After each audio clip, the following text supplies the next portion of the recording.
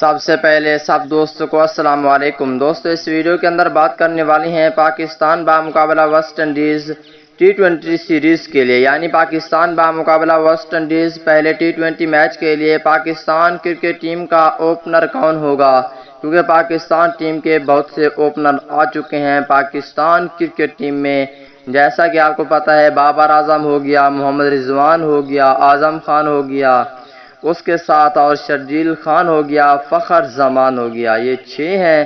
دوستو اس ویڈیو کے اندر آپ دوستوں کو مکمل تفصیل سے بتانے والی ہیں کہ پاکستان کرکٹ ٹیم کا اوپنر کون ہوگا۔ تو دوستو اور پاکستان کرکٹ ٹیم کے سچے اور پکے فینز ہیں تو اس ویڈیو کو لائک کریں، چینل کو سبسکرائب کریں، بیل آئیکن دبا کر آل پر لازمی کلک کر دینا ہے۔ تو دوستو بڑھتے ہیں ویڈیو کی جانب اور آپ دوستوں کو بتاتے ہیں اس حوالے سے مکمل تفصیل۔ دوستو جیسا کہ آپ کو معلوم ہے کہ پاکستان بامقابلہ ویسٹ انڈیز پہلا T20 میچ 27 جولائی کو کھیلا جائے گا۔ پاکستانی وقت کے مطابق یہ میچ رات کے 8 بجے شروع ہوگا۔ دوستو اوپنر کی بات کر لیتے ہیں۔ دوستو اوپنر جوڑی ہے بابر اعظم اور فخر زمان، یہ نمبر 1 جوڑی۔ اب دوسری جوڑی کی بات کریں، محمد رضوان یا پھر بابر اعظم، اور تیسری جوڑی شرجیل خان یا پھر فخر زمان۔ بابر اعظم فخر زمان، محمد رضوان یا پھر بابر اعظم، شرجیل خان یا پھر فخر زمان۔